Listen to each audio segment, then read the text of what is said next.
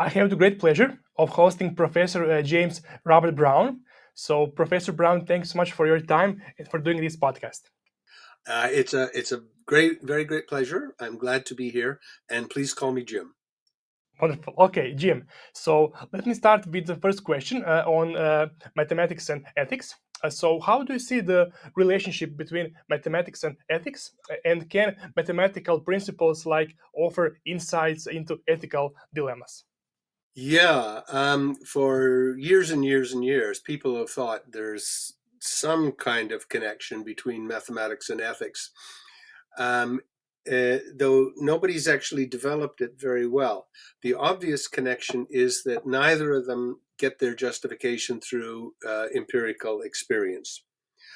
You can't, there's no experiment you can perform that proves that there are infinitely many prime numbers. No laboratory can pull it off. And no laboratory can pull off the claim that the diagonal of a unit cube is exactly the square root of 2. You can't measure that sort of accuracy. So we have to learn things like that in some other way. And it's a similar situation for ethics. Now, not everyone is an ethical realist, but if you believe that murder is genuinely wrong, if you believe helping other people is right, if you believe pouring gasoline on kittens and setting them on fire just for fun is horribly evil, then you're probably a moral realist. That is, you think these are not just whims that we make up or matters of opinion, and it's not merely our culture or something like that, though there can be huge cultural influences, but there is something objectively right or wrong about a whole lot of actions. You can't determine that with an experiment. I mean, I can see one person pull out a gun and shoot another person. That's open to empirical experience. But my judgment that that was an immoral act, or it was a moral act, I think it was a moral act because it was self-defense or something like that. Or no, it was an immoral act. The guy did it just out of vengeance or for fun, or he was about to pull off a robbery or something like that. I'm sure it's wrong. But there's nothing in experience that tells me that's right or that's wrong. It's got to be coming from somewhere else. And as I say, if you're not a relativist, you don't think it's just a matter of culture or something like that, then there's got to be something like value facts, moral facts, maybe aesthetic facts, stuff like that, that are somehow objective. They're difficult to learn. Nobody says it's trivial and easy. It might be as hard or harder than physics. But there is a fact of the matter there to be learned, just as there are facts of the matter to be learned about things inside mathematics. That's the initial similarity. And people in ethics, especially, often note that similarity. People in mathematics don't worry about it because they don't. Nobody in mathematics feels like they have to justify their subject. But people in ethics often do feel like they're fighting against moral relativists or something like that. If you didn't believe there are infinitely many primes, mathematicians will just say you're not getting tenure here. You're out. But you could hold almost any moral view inside a philosophy department, and people might be pretty disgusted with you, but it's considered part of academic freedom to hold to allow a wide range of views. So people in ethics who are ethical realists and want to say no, there's really a fact of the matter here, and we need to get it right. Then they will appeal to mathematics and they say, look, math can be objective even though it's not empirical. We can be objective even though we're not empirical too. Now, then comes the really interesting question.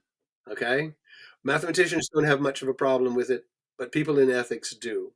I favor this. This is the existence of real intuitions, intuitions which are the source of evidence, but they're not empirical. And you have it in mathematics for most many mathematicians anyway, they'd say, look, the first principles of piano arithmetic that just tells you how to multiply and add and stuff like that. It's intuitively obvious. It's just self-evident. And then you start proving things from there. In ethics, if you appeal to intuitions, people will say, come on, that's just cultural bias or something like that.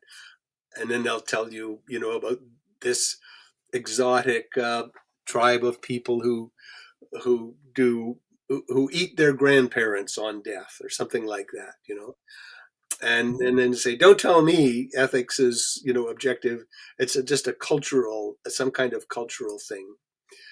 So we have that ongoing debate. So are intuitions real sources of knowledge, or do they just merely express a kind of cultural prejudice? Do you think that mathematics has an objective moral dimension? I think it has no moral weight. It's independent of morality, though there are all these similarities to morality, and it's completely objective. I'm a Platonist, a card carrying Platonist. I don't have my card here to prove that I'm a member of the Platonic group, but I am certainly a Platonist. And I will say, and I don't mind appealing to authority. It's supposed to be a bad argument, I agree, but I'll appeal to authority anyway. Overwhelmingly, working mathematicians are Platonists. If you ask a mathematician, do you think you are discovering something with this new theorem? Or are you creating it? Is it more like a work of art or a new rule for chess? Is it like that? Or is it a little more like physicists discovering a new subatomic particle? And they'll say, oh, discovery, discovery. I'm discovering stuff. I'm not making it up. Overwhelmingly, they will say that. And that's a kind of litmus test for anyone in math. Do you think you're discovering or creating? And as I say, almost all will say they'll be on the discovery side.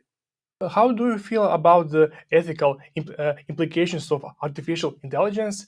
Oh, that's really interesting. I don't think of that as math, but that may be just maybe I need to think about it some more.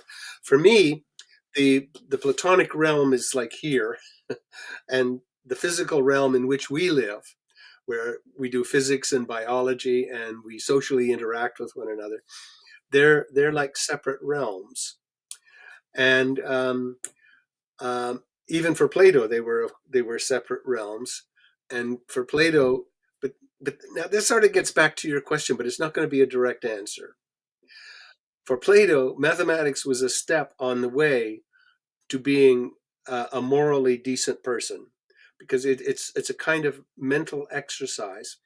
And when you do that, you're able to get a better and better and better grasp of the ultimate form, which is simply the form of the good.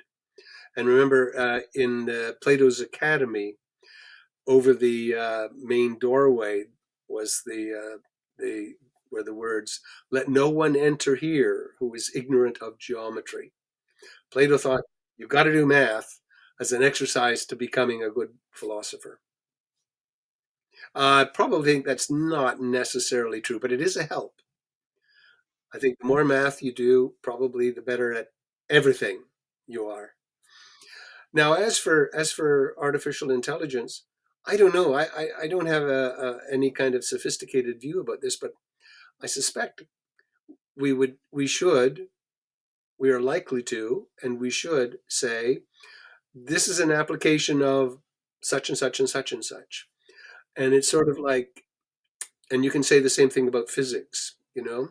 Well, here's a wonderful discovery about radioactivity and fusion and fission and stuff like that. Don't you dare make a bomb. Okay, but the fact that you can make a bomb is in a sense you can sort of separate it. There are the facts over here, and there's what you're doing with the facts there.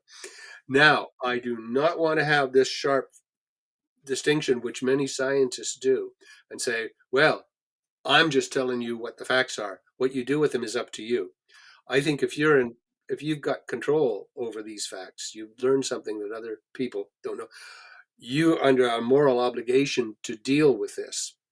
Um, I like the way I like the way that um, the Manhattan Project physicists in the U.S. who were making the atomic bomb, when they made it and they had a test of it and they could see its incredible power, most of them were opposed to dropping it on Japan.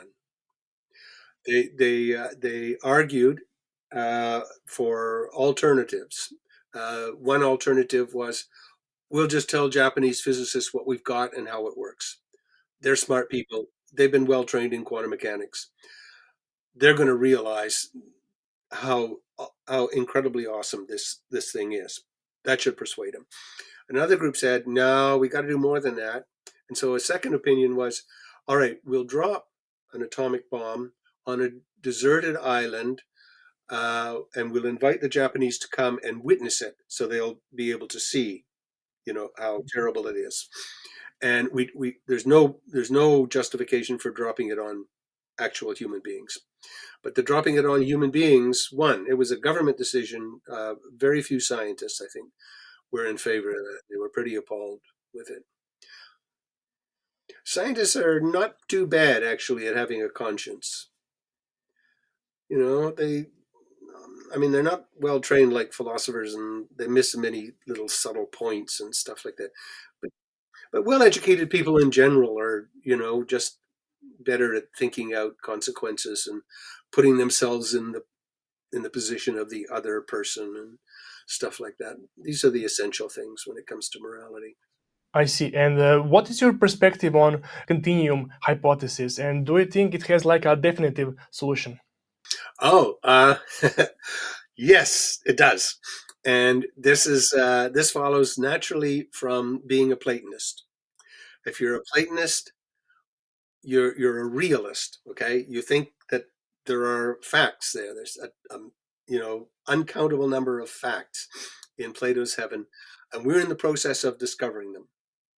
And at any stage, we might have no idea whatsoever whether the continuum hypothesis is true or if it's false. But we make progress. So Gödel showed that the continuum hypothesis was formed by Cantor in the late 19th century. And it says that there's a hierarchy of infinities. The natural numbers are the lowest order of infinity. The real numbers are a higher order, but we're not sure if it's the next one. That's the continuum hypothesis, that the real numbers, the continuum, is the second highest infinite set. Um, Gödel showed that's a consistent assumption. You can add that to the rest of set theory, no contradiction. And then Cohen, later, a few years later, showed that you can deny the continuum hypothesis and add that to the rest of set theory, no contradiction. So that means it's undecidable. We can't use set theory to prove it or to refute it. So it was like that for a long time. But if you're a Platonist, you think, nevertheless, it really does have a truth value. We just don't know what it is. We may have no idea how to figure it out. But if, by being a Platonist, you think every proposition, every well formed proposition, is either true or it's false. And that's the thing about being a realist in general. This is a feature of realism, is that what's true is one thing. What we have evidence for is different. They're not going to overlap. They'll overlap a lot. I mean, a lot of the stuff that we think is true is because we've got evidence for it. But we think there's other stuff that we just don't have evidence one way or the other. But we think it nevertheless has a truth value. And if you're a Platonist, or this is true for realism in general, you're gonna hold this idea that uh, truth and evidence for the truth, they're different things. They're not one and the same. This is a huge controversy in the long history of philosophy. And there are people who say, no, no, no, no, no, you can't. It can't be like that. Whatever's true there must be evidence for something to be true in order for us to say that. And there's going to be propositions that aren't true and they aren't false. They're neither true nor false because we don't have any evidence one way or the other. Those people are not realists. They go by various names, perfectly respectable. They're pragmatists, they're verificationists, and constructivists. There's all kinds of things. It's a very different view. Um, so they would say the continuum hypothesis doesn't have a truth value. It's not true, not false. But I say it is true or it is false. In fact, I think it's false. There was this wonderful argument by Christopher Freiling, an American logician, a number of years ago, and it's a really clever thought experiment, and so it's not a proof. It's not a You're not going to derive this from the existing axioms of what's known as Zermelo-Fraenkel set theory. So it's a terrific argument, and it involves you imagine the real line just from 0 to 1, and you're throwing darts at it. You throw two darts, and you wonder uh, what the outcome of this would be. So you've got the real line here from 0 to 1. That'll do. How big is it? Well, if the continuum hypothesis is true, it has the cardinality aleph 1. Now, there's a theorem of set theory that says every set can be well ordered, and a well ordered set is not the ordinary ordering, where 1/2 is less than 3/4. Okay, it's not that ordering. It's a weird ordering, and nobody knows. Nobody has ever thought of a well ordering of the real numbers, but it must exist according to standard set theory. And what you do is you can line up these numbers with the so-called ordinal numbers. They're just 1, 2, 3, but you can think of them as first, second, third. And they go up to the natural numbers go up to. There's infinitely many of them. That's aleph naught. There's aleph naught of them. And but if the continuum hypothesis, if the continuum hypothesis is aleph 1, we need ordinals, an ordinal strip that has the length aleph 1, and the ordinals, the set of all countable ordinals, is is that would be omega big. Let me call it just big omega. Okay, little omega is the natural numbers. Big omega is the all of the natural numbers, all of the ordinals, including the infinite ordinals. Okay, so we've now got all the real numbers lined up with these ordinals.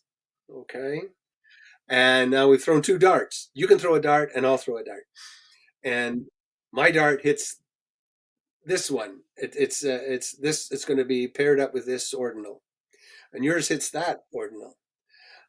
Now, I can give you an argument. I say, before we've actually looked to see where we are, I say, oh, you've got to be bigger than me. Okay, in the well ordering, not the ordinary ordering. Ordinary ordering, who knows what, but in the well ordering, you got to be bigger than me. Why? Because there's only a countable number of points earlier and an uncountable later. That's zero probability here. Probability 1 that you're going to be over here. It's not impossible. You can have probability 0 events can happen. It's logically possible, but the probability is 0. Okay, so I give you this argument, and you give me exactly the same argument because it's perfectly symmetrical.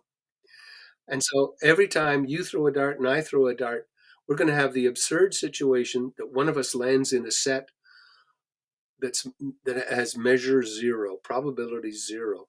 That's like on a line where the fractions are 0% of the real numbers. You throw it, and every time one of us is going to hit a fraction, a rational number.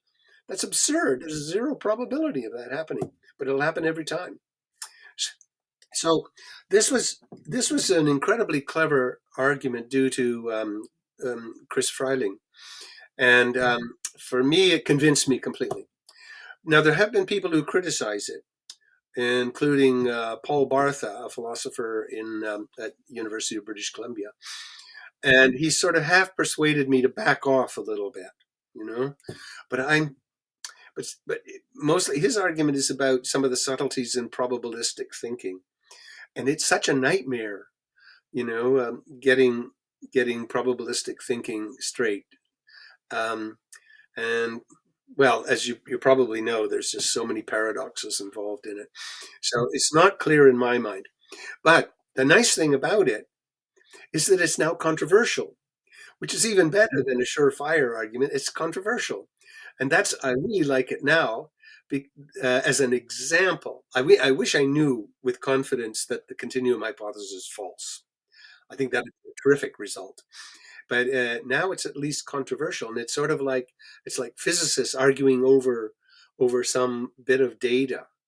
Is this really the Higgs boson, or is it something else that's just mimicking it, or those are wonderfully interesting arguments.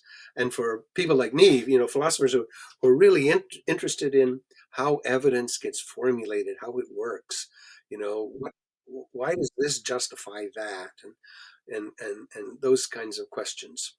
Those are really interesting to me. Is there like a meaningful difference between impossible event and events with zero possibility? Yeah, the probability zero of an event does not mean it's impossible. No. The you could just like just suppose you have a, a spinning wheel, a roulette wheel, and it's got all the numbers between 0 and 1, and it's got fractions on there like 1/2, 1/4, 3/8.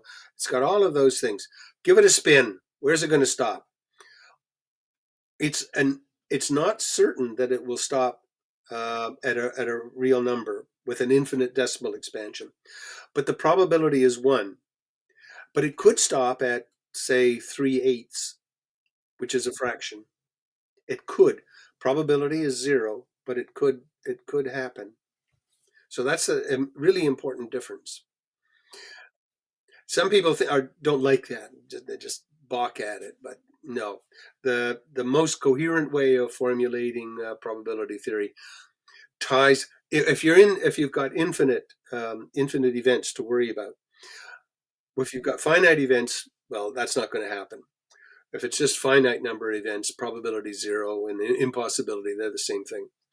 Okay, but in the infinite domain, then it was very confusing until the great Soviet mathematician Kolmogorov came along and analyzed it, and he identified these infinite probabilities with what's called measure theory and analysis. And that's where you get, measure 0, probability 0, this linking. It's a wonderful, wonderful way of thinking about probability.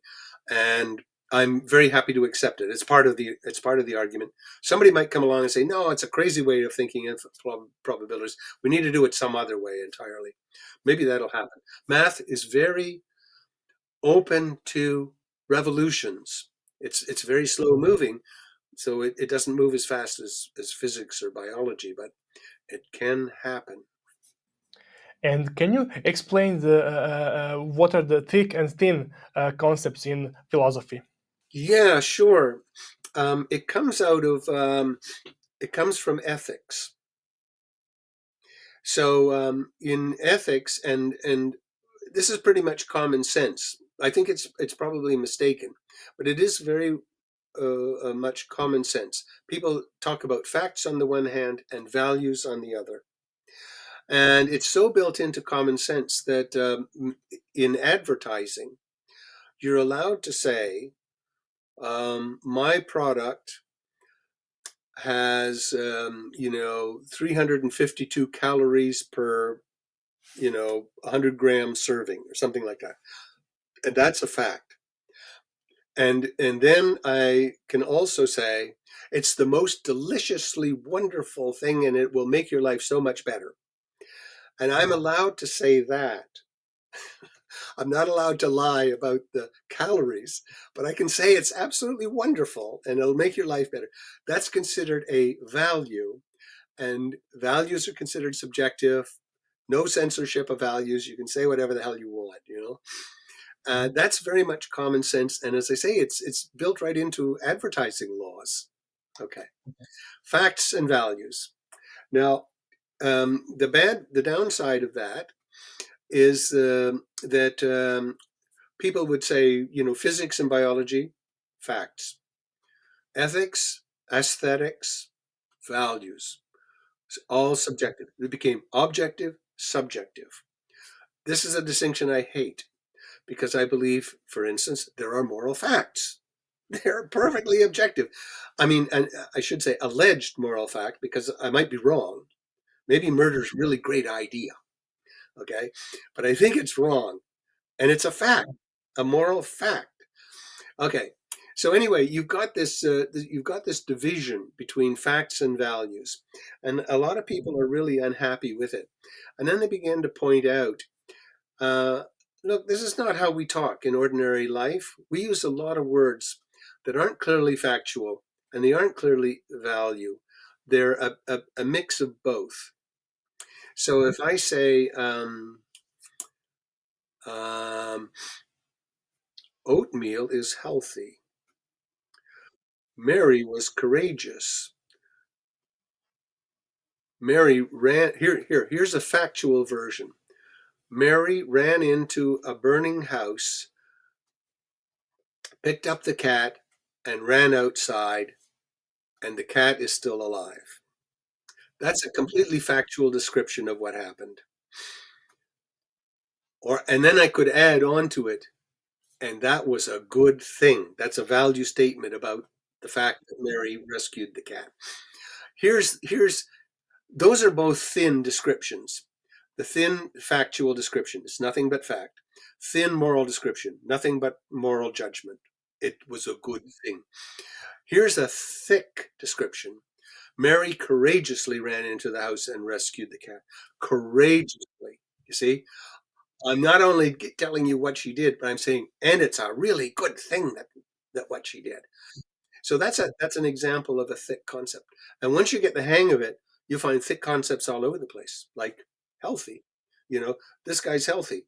Factual description, he's got, proper blood pressure and he jogs every day and he only eats, wholesome foods. He's healthy. But healthy is value. Like it says, this is what he does and it's a good thing. That's a good thing. It's a good thing to be. Okay. Treacherous, duplicitous, um, cheater, all of these words, when you begin to think about them, they're a mix of facts and values. Trump is a pompous asshole. That's a mix of fact, a mix of fact and value at the same time. Okay, so those are thick concepts, and they've become a pretty big deal in ethics. So what it has the effect of breaking up this sharp fact value distinction, and for us in our daily lives, that's it. Okay, but I became quite interested in this, and because I began to see some glimmering examples of what of something parallel that seemed to be going on inside applied mathematics. So for me, up until I had this slight change of mind, I used to think, okay, physical world, Platonic heaven. We use Platonic heaven not to describe, but to model what's here. It's just a model, doesn't explain anything, but it's spectacularly good at tracking and organizing.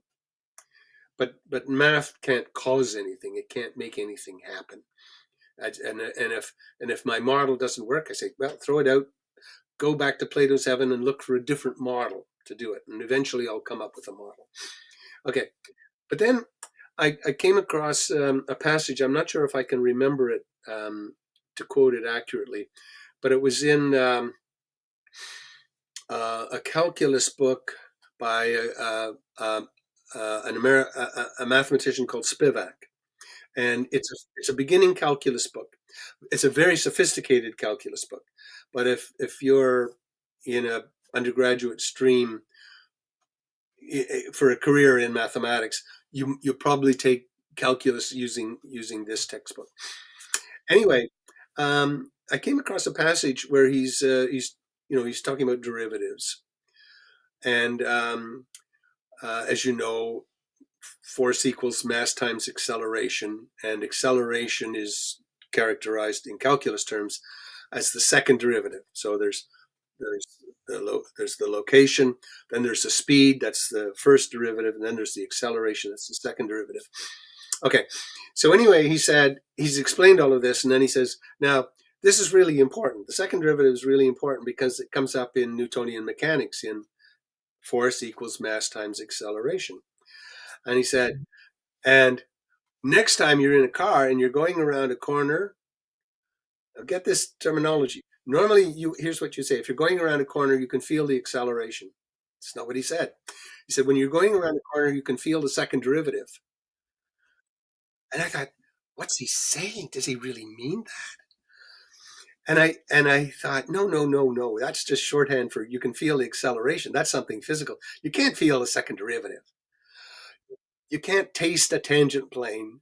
You can't smell an infinite series, or that's just not on. Okay, these are models.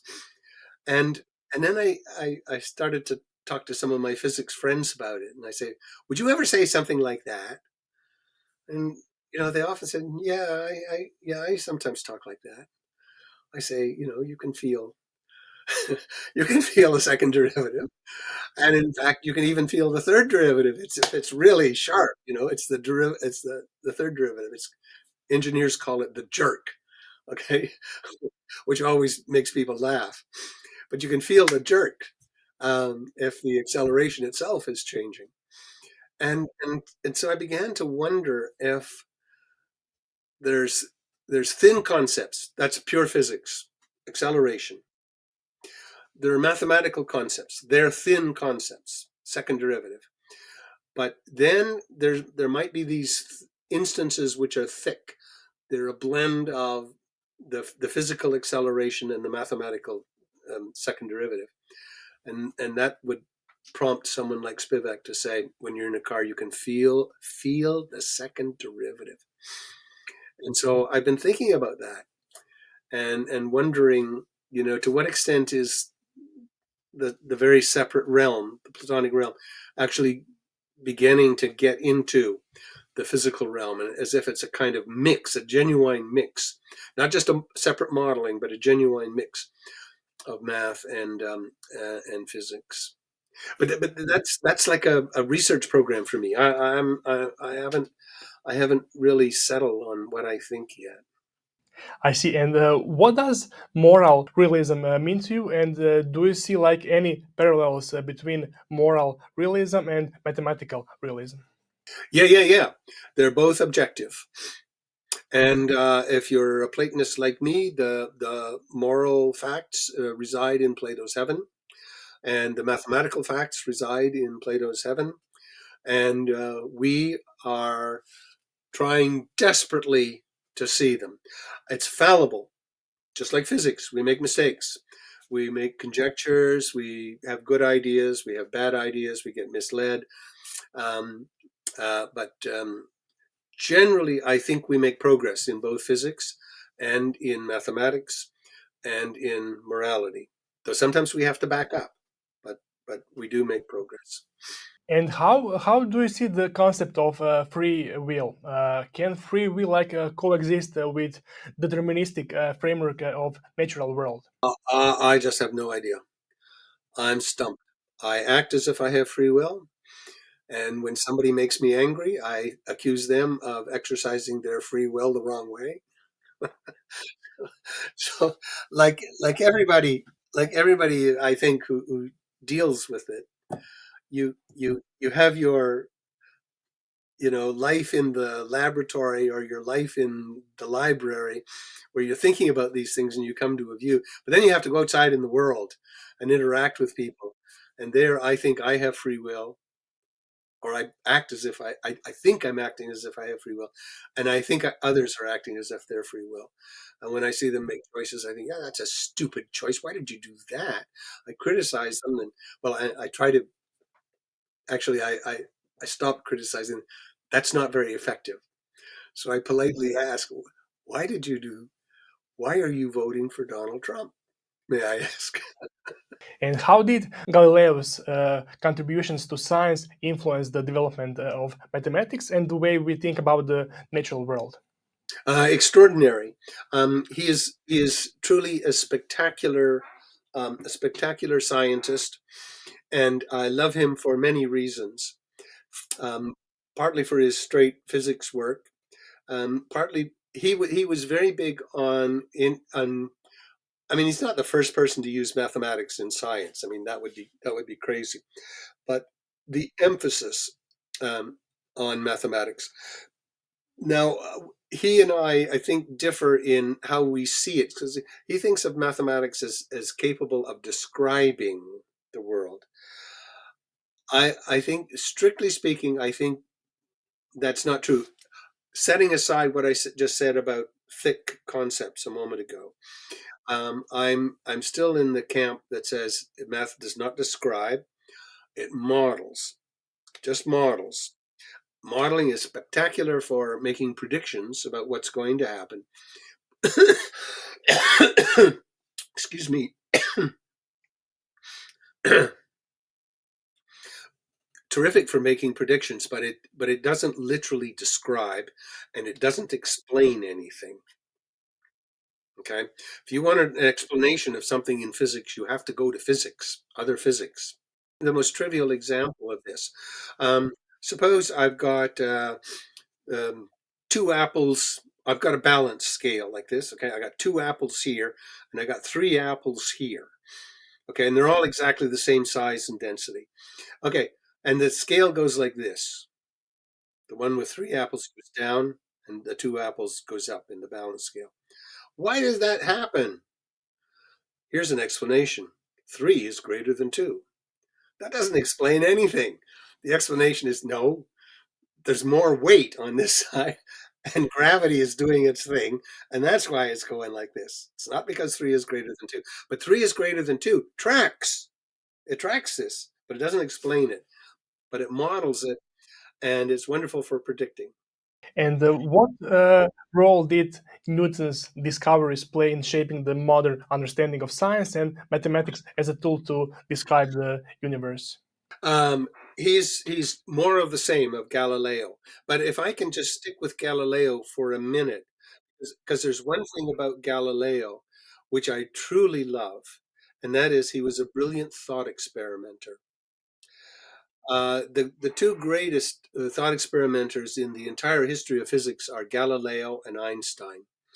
But Galileo, I'm just mesmerized with, how he would come up with stupendously important results, just by thinking them through. They're not experimental results. In fact, in some cases you couldn't possibly do an experiment. In other cases you could, but it doesn't matter. The point is you get it just by thinking. And the two of Galileo that come to mind are the one about inertial motion. So he says he imagines himself shut up in the ship, and he can't see whether the ship is resting in port, or if it's sailing very smoothly on the ocean going away. He's inside, and he's with a companion, and they throw a ball back and forth. There's birds flying around, and they fly forward in the ship, they fly backward in the ship. It doesn't seem to be affected whether we're at port or whether in motion. And it's from thinking about all of this that he comes up with the idea of inertial motion and the theory of relativity, and that as long as you're either at rest or moving inertially, the events that are going on are going to look exactly the same. So a ball thrown this way or that way will be the same whether you're at rest or whether you're at sea. Birds flying around, fish swimming in water, it's all the same thing. That's incredibly, hugely important. Newton, of course, adopted it. It's in effect, it's the first law of Newtonian mechanics. But Einstein, I mean, relativity was overthrown for a little while in the early days of Maxwell's electrodynamics. It seemed like, no, the one frame of reference is better than all the others. It's the ether frame. But Einstein insisted on keeping the principle of relativity, and then he added the constancy of light to it, and then worked out the consequence, made it consistent by fiddling with a whole lot of other things, including space and time. Amazingly, yeah. So anyway, Newton overtakes this. Newton was given two thought experiments too. The bucket thought experiment, for instance, which argues for the reality of absolute space. Space is a thing in its own right. Yeah, and of course, he's a spectacular physicist. Absolutely wonderful. And what do you think about René Descartes and his famous statement "Cogito ergo sum" that has had a profound impact on the modern philosophy? It did. Um, um, I don't know. I'm inclined to. I'm impressed with it. I was impressed with it when I first read it as an undergraduate. I took my first philosophy course included Descartes, and it included Plato, and it included Hume. So it was sort of set up as the rationalist versus empiricist, and I thought cogito ergo sum. It's very hard to deny. Um, it's not something I spend professional time on, and I know there are lots of people who reject it. You know, they say no, they sort of grumble and stuff like that. But I don't know. It's pretty impressive. Why Descartes was often criticized about his mind-body dualism theory? Oh well, the problem is, okay. So Descartes thought there were two kinds of things: material things and mental things, and he thought that material things like my body is just purely mechanical, and animals are purely mechanical. But we have this mental thing here, and it's seems somehow to be connected to the physical stuff at the pineal gland, and and that has free will, and it's not material. Okay, so I can of my own volition just close my hand, pick up my glasses. I can do all of these things. I can make the machine work. Okay. But then the problem is people began to think about this how does it do that? You know? And Descartes saying, well, it's at the pineal gland that all this happens. So no, that's no explanation. How does a non-material thing make material things happen? And for a lot of people, they thought that's impossible. If there's a material event, clapping of my hands, that's got to have a material cause, and we can trace it back. Well, my muscles contracted. That's what made my hands go back. And there's got to be a cause of that, and a cause of that, and a cause of that. But it's all got to be material. So people who wanted to keep mind and body, they wanted to keep both, resorted to some weird things. One of them is called occasionalism. There's a kind of parallel tracks. So I'm thinking, Jim, clap your hands. That's my mind. And my body has just been pre-programmed to come and do that at the same time I'm thinking, clap your hands. And of course that seems ridiculous. Who's gonna coordinate this? Well, God. God's coordinating it. God's making it happen. And that's how you can have both a mind and a body, and you can have free will. Well, yeah, let's suppose you can have free will. But the thing is, it's God is doing the coordinating. It's a miracle that when I think, Jim, clap your hands. Ah, it's a miracle that they both happen together. And I really do mean a miracle. I don't mean it in the cavalier sense, like the miracle of the internet. I don't mean it like that. I mean it. God is literally supernaturally intervening to make these things synchronize. Leibniz and Newton had different views on calculus. So, what does this disagreement between them teach us about the relationship between mathematical innovation and philosophical exploration? They actually didn't have serious disagreements about the calculus. They had different notations, and Leibniz's notation is the long-term winner. So if you've done calculus and you do, um, dx over dt, that ratio, that's Leibniz's. And it's a wonderful notation, especially if you're doing something like what's known as the chain rule.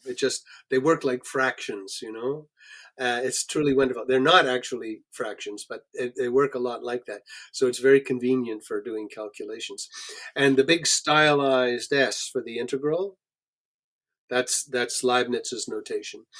And it's a much better notation than Newton's. The only thing I think that we have left of Newton's notation is you put a dot. Like if you want to do the derivative of x, you put a dot over it. That'll give you the velocity. Two dots, that'll give you the acceleration. And people still use that. That's convenient in some circumstances. But notation wise, Leibniz's notation was infinitely better.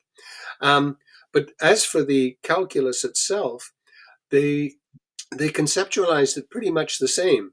It has infinitesimals in it, and those were eliminated in the 19th century with what we now think of as limit processes, epsilon delta techniques, for justifying this. And but people still use infinitesimals in a kind of practical way. So if you read physics texts, they'll talk about dx as being a tiny thing. You know, it's not. It's a function, but they present it as if it were an infinitesimal, a little thing, and it's very good. It's a very good way of thinking about things. But if you're unclear on this, you better go to your friendly neighborhood mathematician and say, "Is this okay?" And I don't want to write it your way because I don't want to have limit arguments all over the place. People can't follow that. But I just want to know I haven't made some colossal mistake here. How do you interpret the tension between Einstein's views on the deterministic nature of the universe and the probabilistic nature of quantum mechanics? He grew up with deterministic theories, and it's nice to think that way. But I think when we talk about Einstein and quantum mechanics, we overstress the determinism part. It's easy to do because there's the famous quote, "God doesn't play dice with the universe." But that wasn't his real worry. His real worry was the lack of objectivity, the idea that a measurement had to take place in order to make the world definite, as if the world was in a superposition of eigenstates. So here's the I don't know if this comes across. Maybe this way is better. No, it's not going to work. So you do a measurement and the state collapses into one eigenstate or the other eigenstate. The idea that we needed to measure or have consciousness or a human observer or any kind of measuring instrument, that was so distasteful to him. It meant that he thought quantum mechanics lacks a kind of objectivity that it ought to have. That's what really, really worried him, and I think that's what worries people today. Those are the fights today. I don't think anybody really fights over the determinism issue.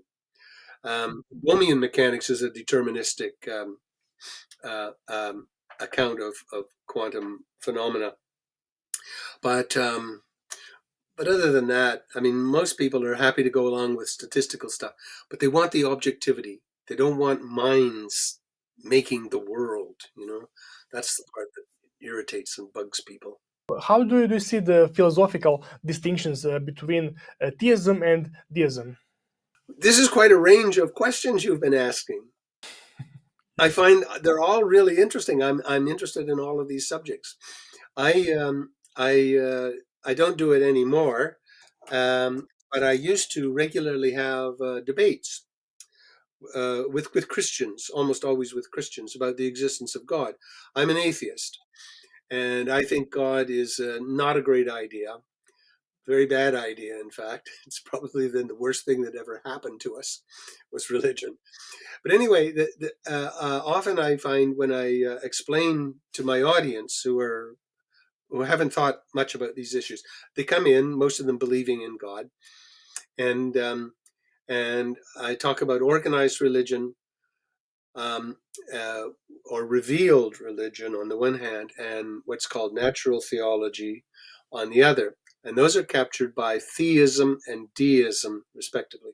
So theism is just standard Christianity or Islam or Hinduism, where you've got a God who's the creator of everything and the giver of laws of nature, the giver of moral laws, what's right and wrong. And we're expected to worship this God and obey the rules, and God cares about us. Okay? So this is God is a person, not a human being, but a person who actually has an interest in us.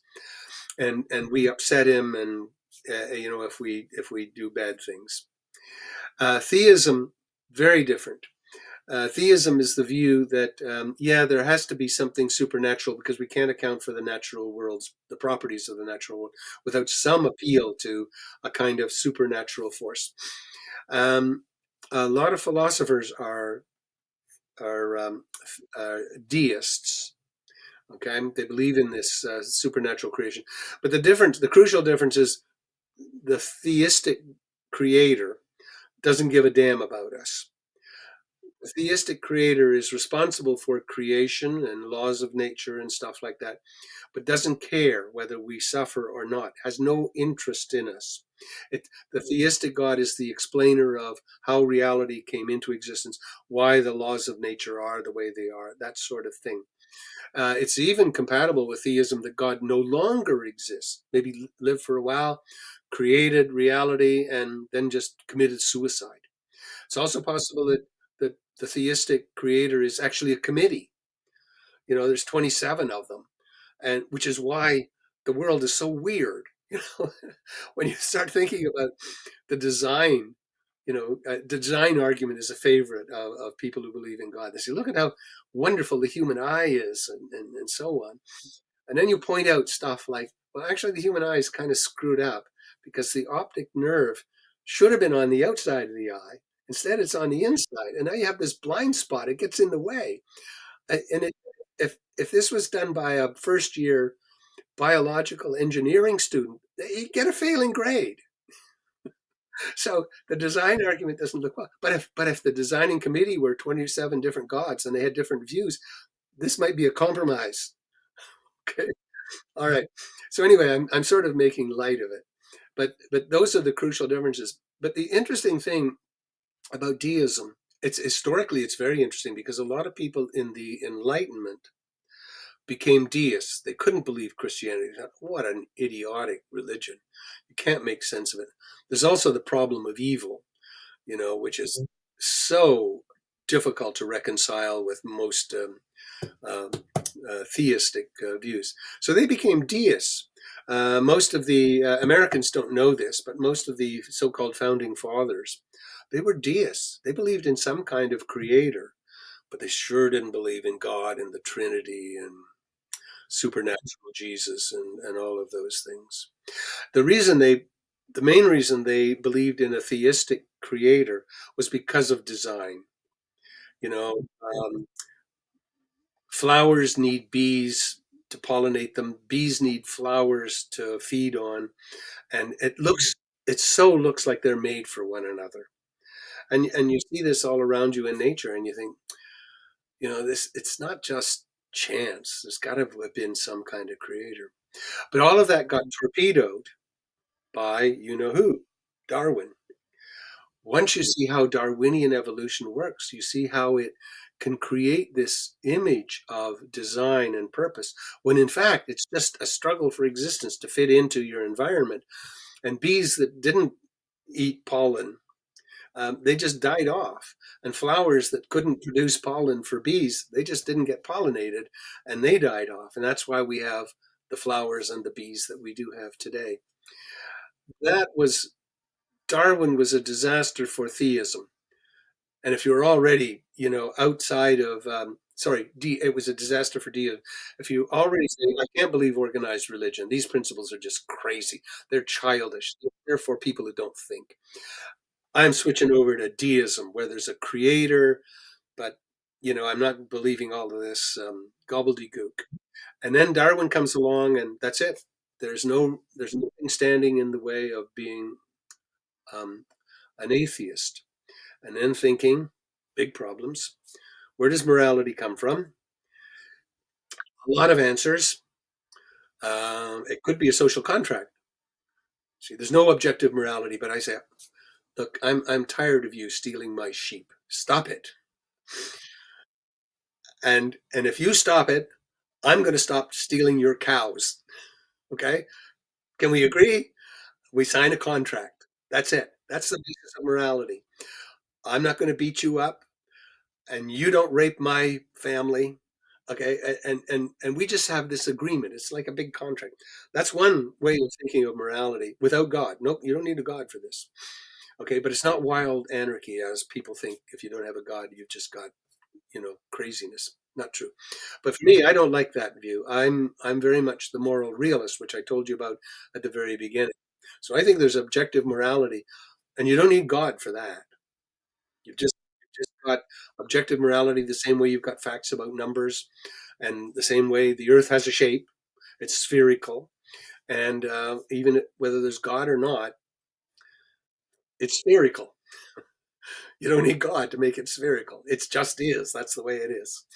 Can the search for the theory of everything be seen as a search for deeper understanding of the divine or the universe underlying principles?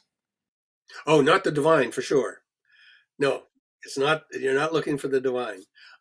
Yeah, the deeper principles of how nature works. Guides to life, guides to beauty. You know, all of those things that make life grand and noble and make life worth living and living happily with one another. Do you think we will ever find the theory of everything, and which approach is most likely to do so? I have no idea. I doubt it. I I find it hard to believe, though I would love to believe that there were some final explanation of what's going on in physics. That would be terrific. Okay. I'm not optimistic about anything that's on the table. For a little while, I thought string theory might have, but as time passes, I'm less enamored of string theory. There's approaches to quantum gravity, like loop quantum gravity. They're still in the running.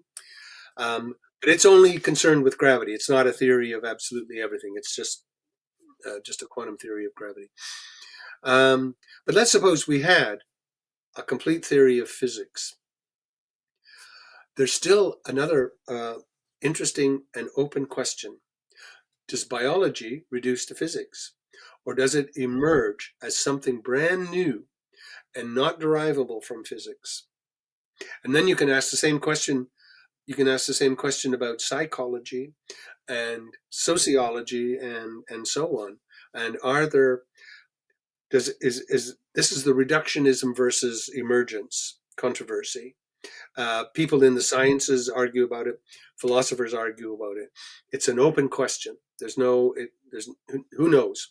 I'm slightly on the side of emergence, but I'm not absolutely committed to it. So you've got physics here, but there might be all the laws of physics. Suppose they're the quantum laws and plus some extra laws for quantum gravity and so on. And then the question is, well, what about chemistry? What about biology? And it might actually need an extra law, an additional law over and above the quantum laws that will allow you to get something like biology to emerge out of the material underlying matter. And then with biology, something else that gives you another one that gives you psychological states like consciousness and thinking and feeling and stuff like that. These are the some of the really central open questions in philosophy right now, and they're there in the foundations of physics and the foundations of science. So people in physics ask the same questions. Is there emergence? And people in biology ask, are we a separate science that has somehow emerged out of physics and chemistry, or do we just it's just so complicated, but it reduces to? so that everything I'm doing right now is actually just a solution to the Schrodinger equation, just too complicated to solve. Wonderfully interesting questions. I'm sure we won't see the answer in my lifetime. When I was young, I said, "Of course we will, and I will solve it." But as I enter the golden age, as it were, I've given up on that hope. Right. So, dear Jim, I would like to thank you so much for this wonderful conversation, for your time, and for doing this podcast. It's been a real pleasure. I'm really glad you asked. Thank you very much.